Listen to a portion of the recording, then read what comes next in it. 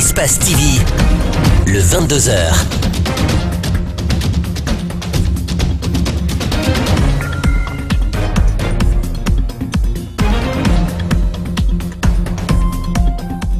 Merci de nous préférer pour vous informer, mesdames et messieurs. Bienvenue, c'est l'heure du 22h. Donc voici les principaux titres. La nouvelle équipe dirigeante de la Commission électorale nationale indépendante mise sur le porte-à-porte pour rassurer les acteurs engagés dans le processus électoral. Vous suivrez l'un de leurs déplacements dans ce journal. Et nous parlerons culture en allant à la rencontre de Cheikh Oumar Thiam, un artiste pétri de talent. Ses créations sont d'une originalité assez remarquable, vous le verrez. Il sera aussi question des manifestations sur le continent contre le franc CFA, considéré par les activistes africains comme un frein au développement de l'Afrique. La nouvelle équipe dirigeante de la Commission électorale nationale indépendante poursuit ses prises de contact avec les acteurs engagés dans le processus électoral. Ce lundi, les commissaires ont été reçus par les responsables du RPG Arc-en-Ciel à leur siège, Djibril Bam, Ibrahima Souma. Un contact qui s'élargit à tous les autres acteurs du processus électoral. C'est pourquoi la Commission électorale nationale indépendante continue à visiter les installations des politiques. Au siège du RPG Arc-en-Ciel, la problématique de la cartographie électorale a été expliquée aux visiteurs. Ces explications, c'est le découpage électoral au niveau, par exemple, des zones qui sont éloignées des bureaux de vote. Donc, il a rassuré que la loi maintenant exige 2 km pour ce qui concerne les centres urbains et 5 km la zone rurale. Par exemple, le fichier, c'est la loi maintenant qui le dit et qui exige à ce que ce fichier-là ne soit pas touché. Donc ce fichier-là qui est resté avec la CENI à l'issue des dernières élections, c'est ce même fichier que nous allons encore utiliser pour l'élection de proximité. La CENI, dans sa version actuelle, ne veut connaître des manquements majeurs dans les prochaines élections. Les commissaires, dans cette optique, se mettent à l'écoute de tous les acteurs et le président de l'institution, à chaque prise de contact, recense les préoccupations bien différentes des uns et des autres. Nous sommes en train de travailler là-dessus et cela nous demande un certain nombre de temps. Parce que lorsque la loi nouvelle est intervenue, il a fallu que nous nous adaptions à cette loi nouvelle. Si hier, c'était de 500 à 1000 électeurs par bureau de vote, aujourd'hui, la loi nouvelle nous impose 600. Donc ces ajustements nous demandent assez de temps pour les mettre en place. Décidément, rien ne semble travestir l'élan des commissaires. Ils devraient aussi rencontrer les autres présidents des institutions républicaines. L'administration guinéenne pourrait connaître des avancées dans le domaine du numérique. Des travaux d'interconnexion des différents services sont en cours, mais des difficultés pourraient perturber l'atteinte des objectifs escomptés. Parmi ces difficultés, il faut noter le manque de formation de certains cadres guinéens. On fait le point avec Makiso et Lamine Silla. Le manque de personnel qualifié et de leadership dans le domaine des nouvelles technologies de l'information et de la communication est principalement la cause du retard que connaît les réformes de l'État et la modernisation de l'administration guinéenne, indique le conseiller du ministre de la fonction publique chargé des technologies, de l'information et de la communication. Vous pouvez voir aujourd'hui, on ne peut pas trouver 100 ingénieurs guinéens qui peuvent configurer un serveur internet à 100%. Moi je connais pourquoi, je connais de quoi je parle, parce que j'ai mis en place ici le réseau du gouvernement, j'ai mis le portail du gouvernement, je configurais des serveurs ici, j'ai mis plus de 10 serveurs achetés par l'USAID et le PNUD, et avec des VSAT, j'ai installé ça ici. Je sais quel est le potentiel du point de vue informatique, du point de vue niveau informatique de nos cadres. Une réalité que confirme le ministre des Postes et Télécommunications, des INTIC et de l'économie numérique. Déjà, au sein de ce département, quelques initiatives naissent à l'image du laboratoire GovLab. Mais il ne s'agit pas de se limiter là.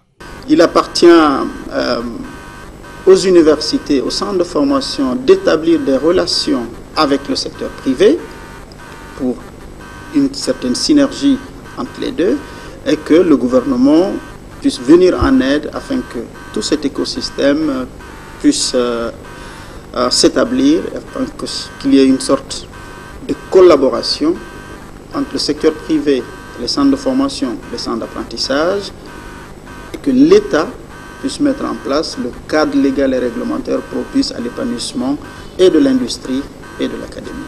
Le développement des nouvelles technologies de l'information et de la communication reste un défi majeur pour le gouvernement guinéen qui vient de signer une convention de 350 millions de dollars avec la société de télécommunications chinoise Huawei Technologies. Restons dans ce sillage des télécommunications et de l'économie numérique pour dire que la Guinée vient de signer une convention de partenariat avec la société chinoise de télécommunications Huawei. Cette convention s'inscrit dans le cadre du développement des start-up en Guinée. C'est le ministre des Postes, des Télécommunications et de l'économie numérique qui a fait l'annonce ce lundi à l'issue de la visite d'une délégation qu'il a conduite en Chine. Suivez.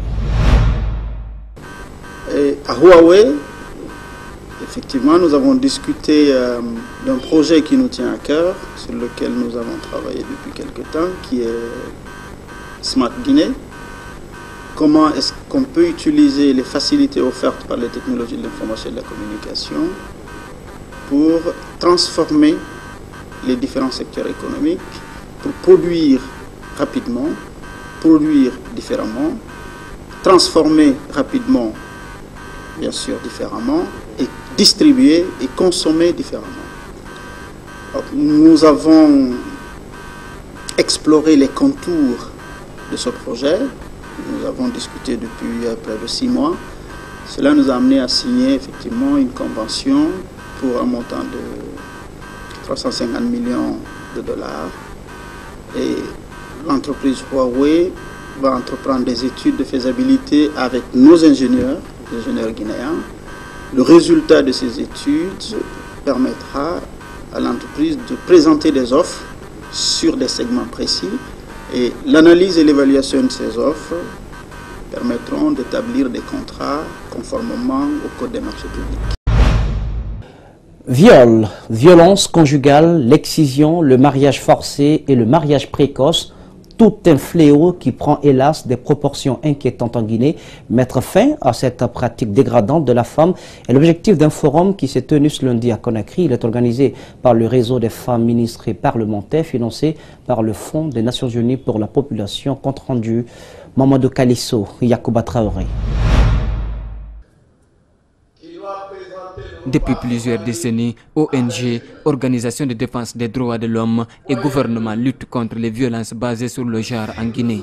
Mais jusqu'à présent, les résultats obtenus sont mitigés.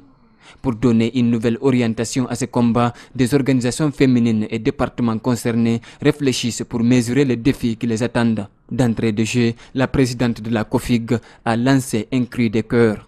Dans notre pays, un pays où 95% de la population est croyante. Croit en Dieu.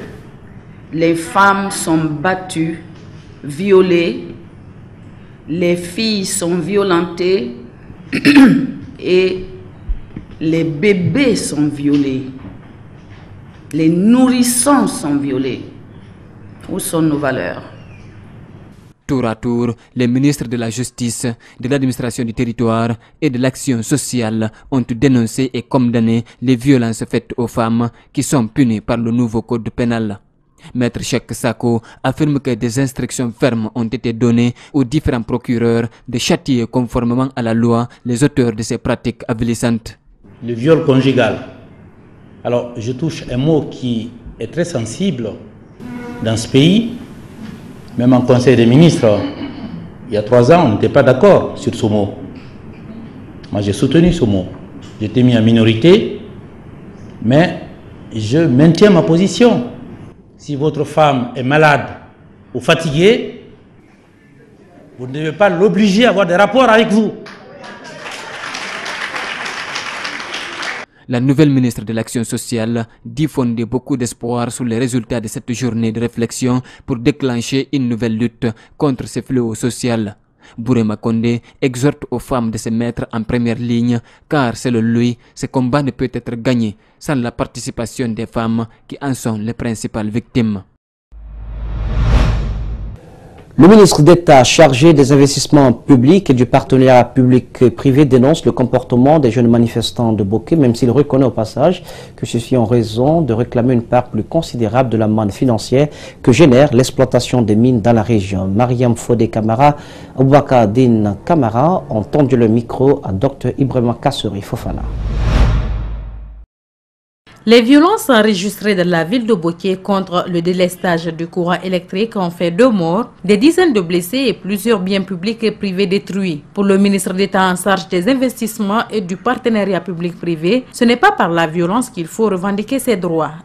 Les problèmes sont posés, ils ont raison, les populations ont raison sur leurs revendications, mais évitons la violence, mettons fin à la violence pour permettre au gouvernement et aux sociétés en place de donner des réponses progressivement aux problèmes posés.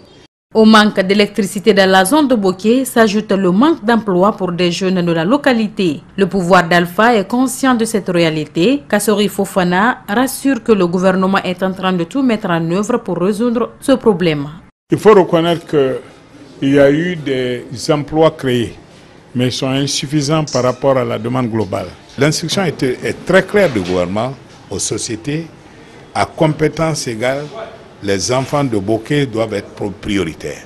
Le ministre d'État chargé des investissements a aussi mis un accent sur les 20 milliards de dollars accordés à la Guinée par la Chine. Sur cette question, Kassori rassure que les clauses de cet accord tiennent compte de l'aspect environnemental. Parce que chaque projet concerné par l'accord fera l'objet d'études de faisabilité technico-économique, et y compris la prise en compte de l'impact environnemental. Aux dernières nouvelles, des groupes électrogènes offerts par le consortium SMBWAP à la population de Boké sont arrivés sur les lieux d'image selon nos confrères des médias d'État. Et justement, pour parler de ces manifestations, retenons qu'elles ont, au-delà des casses et des morts, engendré un amassement des voyageurs en provenance des pays limitrophes tels que la Guinée, Bissau et le Sénégal. Bloqués à cause de ces violences, ces voyageurs ont été contraints de se réfugier à la direction générale des douanes de Boké en attendant que les remous sociaux se décryptent, une situation qu'ils ont déplorée des jours durant avant la libération de la voie par les protestataires. C'est un constat fait sur place par Espace Kakandé avec Fatmata Bailo Baldé et Salifo Lifo Sissé. Ils sont une cinquantaine de véhicules venus du Sénégal, de la Gambie, de Koundara et du Gawal qui se sont retranchés dans cet endroit. Malgré le calvaire de la route pour rejoindre le chef-lieu de la préfecture, la manifestation de Boké ne permet pas à ces passagers de regagner leur famille. Depuis 3 jours, je suis sur le chemin. Impossible de rentrer à Conakry. Ma destination est pour Conakry. Mais une fois à Hamdallah, à la rentrée de Boké, nous avons trouvé une grève à Boké qui nous a empêché d'accéder à la ville. Donc nous avons passé de nombreuses difficultés. Nous avons passé la nuit pratiquement debout. Les enfants, les vieilles personnes, les femmes, ça fait pitié. Cette femme en état de famille est gravement malade. Les enfants et autres passagers complètement épuisés par les difficultés de la route. Je viens de Sénégal pour rentrer en Guinée chez nous, mais franchement ça ne va pas à Boké ici. Parce qu'on est affronté avec des grèves là, on est venu pour passer à la route, on nous a fait retourner, ça fait 2 jours on est là. Ça ne va pas du tout, on souffre ici vraiment. On n'a pas mangé, on n'a rien. Les manifestants très en colère maintiennent leurs barricades. Depuis 5 jours, aucun véhicule ne traverse la ville de Boké. Pendant ce temps, ces citoyens de Guinée en provenance des pays voisins continuent à garder leur mal en patience. Revenons à Conakry. Dans l'enseignement pré-universitaire, certaines écoles profitent pour majorer les frais de scolarité à l'ouverture des classes. Une situation qui préoccupe les parents d'élèves. Ils déplorent cet état de fait et appellent l'État à réglementer le secteur. C'est un constat signé Mohamed Souma, El Haj Salah Sidibé et Mamadou Souma. Cette dame a 4 enfants qui doivent tous fréquenter une école privée de Matoutou. Ils ne peuvent encore être reçus dans les salles de classe parce qu'elle ne dispose pas des frais d'inscription. Ce lundi, elle est venue plaider la direction de l'établissement. Je n'ai rien acheté, ni cahier, ni bic et tenue pour mes enfants. Je suis seule. Leur père est décédé. Je suis venue négocier avec la scolarité pour permettre que mes enfants commencent les cours. Ils sont couchés à la maison. Les Guinéens qui ont des revenus moindres, comme Mariam Kébé, connaissent les mêmes réalités en ce début des cours. Dans cet établissement, le fondateur a pris en charge une partie des frais pour faciliter l'accès à tous ses clients. Je ne connais pas ailleurs, mais nous, vous pouvez vérifier la fiche de l'année dernière et de cette année. Nous n'avons fait aucune augmentation, même un centime. C'est les mêmes frais qu'on a reconduits. Connaissant tout ce qu'on a dans ce pays comme problème, tout ce que les parents ont comme difficulté, c'est ce que nous avons compris. Et monsieur le fondateur a décidé qu'il n'augmente même un centime. Ici au SEMIG, les frais d'inscription sont inclus dans les 3 premiers mois de scolarité, ce qui pourrait expliquer, selon les responsables, le coût élevé de la scolarité. Chez nous, par exemple, la scolarité annuelle pour les classes de terminale, c'est 2 400 000. Et dans les 2 400 000, il y a les frais d'inscription, de réinscription dedans, il y a les frais de papier rame, il y a les frais de cravates, t-shirts, mais aussi les frais de révision, parce que les révisions sont obligatoires au niveau de tous les candidats au CMD. Les frais de scolarité varient en fonction des écoles. Pour l'instant, aucune loi nationale ne détermine le coût de la formation pour les différents niveaux. Partons à présent à la rencontre de Cheikh Omar Thiam, un artiste pétri de talent. Ses créations sont d'une originalité assez remarquable. Il vient d'ailleurs d'exposer au Centre culturel franco-guinéen quelques œuvres qui suscitent de l'admiration. Malik Sengana Kamara est allé à sa rencontre. Le jeune Thiam, âgé de 35 ans, a hérité la sculpture de ses arrière-parents. En plus d'héritage, il embrasse l'art comme une science en obtenant son diplôme à l'Institut supérieur des arts de Guinée ISAG. Aujourd'hui, son génie l'amène au Centre culturel franco-guinéen pour une période d'exposition. Une opportunité pour l'artiste de se faire de la place. Et c'est à travers le travail que je découvre. En fait, l'artiste ne sait pas ce qu'il fait réellement. Est-ce que tu vois, quand il commence un travail, il ne connaît pas quelle est la finalité, parce que l'œuvre d'art a une finalité sans fin. Mais à force de travailler, chaque jour, tu découvres. Avec des canettes, des bouteilles, des coupons et autres matériaux, l'artiste parvient à extérioriser son imagination en une réalité. Moi, j'ai opté pour l'art. Déjà, c'est une œuvre d'art que j'ai fait en 10 ans. 10 ans de travail, en train de travailler. Il y a eu beaucoup. C'est le monde interne et externe, le monde en général, parce que la Terre n'est qu'une portion du monde. Cet autre homme-là, ce sont les merveilles de la conscience. Les objets d'art de Thiam en exposition ne laissent pas indifférents les visiteurs. Cette expatriée est une fidèle cliente à l'artiste depuis 1 an. Elle trouve de l'intérêt à ses créations. J'ai vu les œuvres qu'il a faites avec le tissu. Ils sont extrêmement travaillés, avec beaucoup de patience et une originalité fascinante. Si tu vois que l'Afrique a des problèmes aujourd'hui, c'est parce qu'ils ont nié un côté, tu vois. Parce que dès que tu parles de griot, on te dit non, c'est un griot. Mais le griot, attention, c'est pas n'importe qui. Célibataire sans enfant, Sékou Oumar a pour ambition d'accroître ses connaissances dans le domaine de l'art et devenir une icône sur le plan mondial. La compagnie aérienne sénégalaise Transair a fêté samedi dernier le premier anniversaire de son arrivée en Guinée. Grâce à ses clients, cette compagnie a réussi à se faire une place sur le marché guinéen des transports aériens. La compagnie compte s'investir de plus pour faciliter et simplifier le transport aérien avec un coût à la bourse de tous. Mohamed Valek-Touré, Mamadou Souma nous font le point. C'est le 17 septembre 2016 que le premier vol de cette compagnie aérienne sénégalaise a eu lieu en Guinée. Grâce à ses multiples services, Le groupe continue de faire une renommée sur le marché national en raison de la baisse des frais de transport pour ses clients. Nous avons le devoir et l'obligation d'accompagner tous ceux qui veulent investir en Guinée, faire en sorte que la Guinée soit fréquentable et qu'on coopère avec nos voisins. Et c'est pourquoi je félicite encore une fois et souhaite joyeux anniversaire à Transair.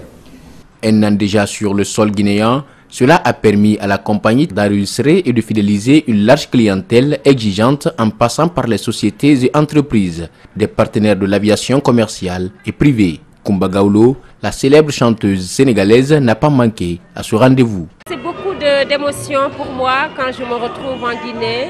C'est aussi beaucoup de plaisir parce que le public, je l'aime beaucoup, le public me le rend bien.